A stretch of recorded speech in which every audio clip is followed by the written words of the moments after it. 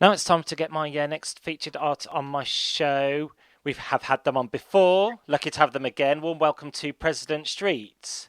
Good to have you on the show. Great to be Hey, here. So, How are you both been doing, and what you been up to since last year when we last chatted? yeah, well, we're back in England. We're really good. We're here on tour with Roachford, which is very exciting around the country. Been here a week or so. We played Brighton down in the Great Escape last week, so that was really fun. First time in England where it hasn't been winter, so that's a whole new experience. And what's it A great. like? What's it like being out of Australia finally after being able to travel? Yeah, we managed to escape actually last November to do a few dates for the Roachford European tour that we were on, but that ended up getting severely cut short due to the Omicron variant. But so this is our first time, I guess, yes, to really be out of Australia and completely free, and COVID's not as much of a factor anymore. So it's been amazing. Great to hear that. And your present single is Heal and follows on from. Your present single is called Heal and it follows on from previous singles. Time is Now, is that right?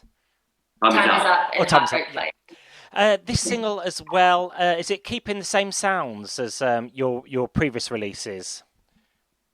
Yeah, it's probably a little bit of a shift for us. Probably one of the first songs that we've had a little bit more of R&B in there as well, which both Pete and I love. So Yeah, yeah, it's a bit of a shift. It's got a bit more of an R&B vibe, as Ruby says, but it's also maybe a little bit sort of heavier in a way as well. So it's an emotional song, it's a personal song. So it's yeah, And I have to ask, what's the message behind the song?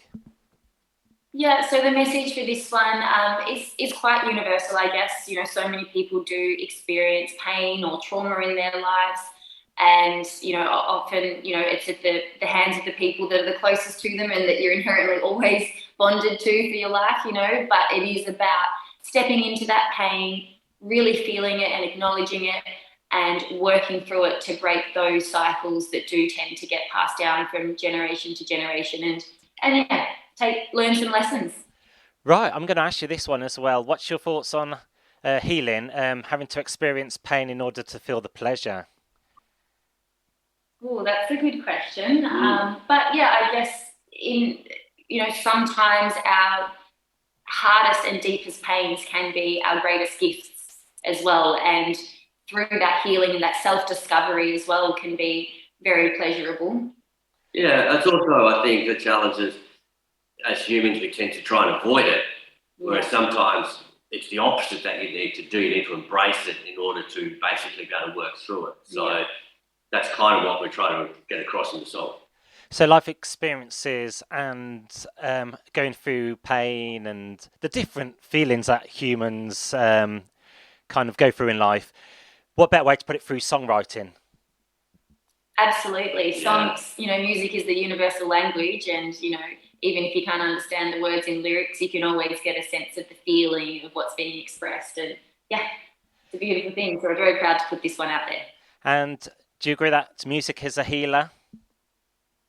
Yeah, for Absolutely. so many people, Mm. so many people, it's their go-to.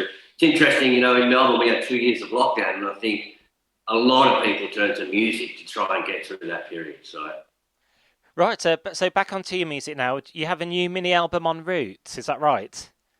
yes, coming shortly. Good to hear it. And then I know you asked, I know I asked you about your current single and if it was kind of keeping the same format as your previous releases. Is it Heartbreak Player as well? You released a while back as well. That's correct. Yep. Heartbreak Lane. And this leads me on to the next question. Do you think your sounds have developed over the years the more you've kind of matured? Yeah, things naturally and organically have evolved, and I guess that's a good thing, right? I guess our fans that have listened to us, you want to be part of a journey of change and growth, and still have a core of a sound to feel that this is the band that you like, but also not have everything the same all the time as well, because then that gets boring too. And you mentioned that you are on tour at the moment, supporting Roachford. How was that going? I know you're in your early days of the tour. Yeah, the tour kicks off on Thursday in Edinburgh, but we did a few days with him in Europe in November, which was great, and they are amazing and they're fantastic and they're wonderful guys, and we're playing beautiful, beautiful venues that we're very excited about. So we couldn't be more excited, to be honest. I'm going to name check a few of them as well. So Glasgow, the tail end of this month. You're in my neck of the woods, Birmingham, on the 3rd of June. Birmingham? Great. Yeah. Peaky Blinders, if you've ever heard of that. 4th, are you up there on the 2, Newcastle upon Tyne, 4th of June? Yes, and Norwich the day after for the Queen's Jubilee celebrations. That'll be a busy weekend for you then. It will. Yes. A lot of driving too, actually. And Manchester, 9th of June as well.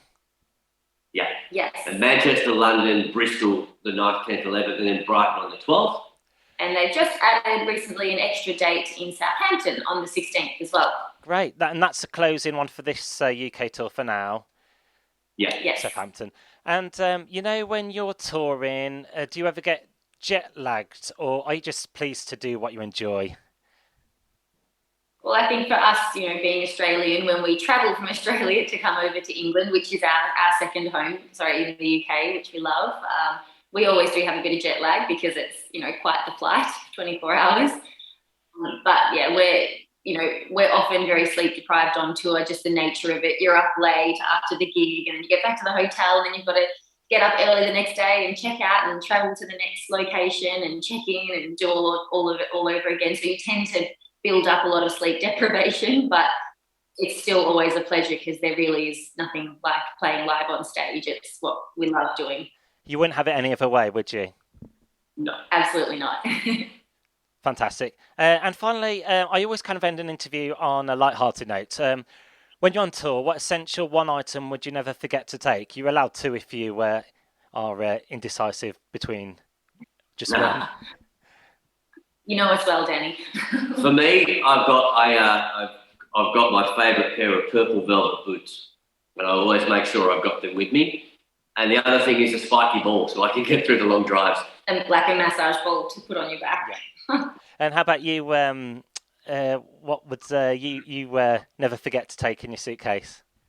Yeah, apart from our musical instruments, my microphone.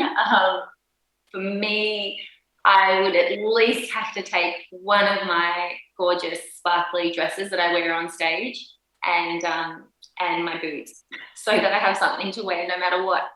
Good choices there. And Pete and Ruby, thanks for the catch-up interview. It's always good to check in with you. Time just goes so fast. I remember the last interview since like yesterday. Yeah, it's crazy. It's great to see you. Thanks again for having us. What really does mean a lot. We really appreciate it. Thanks Brilliant. so much. No, you're welcome. Keep well, and we'll catch up with you soon. Get this interview out, and we're going to play your new track now on the show. Do you want to introduce it on? Absolutely. Yeah, we're President Street, and this is our new single, Heal.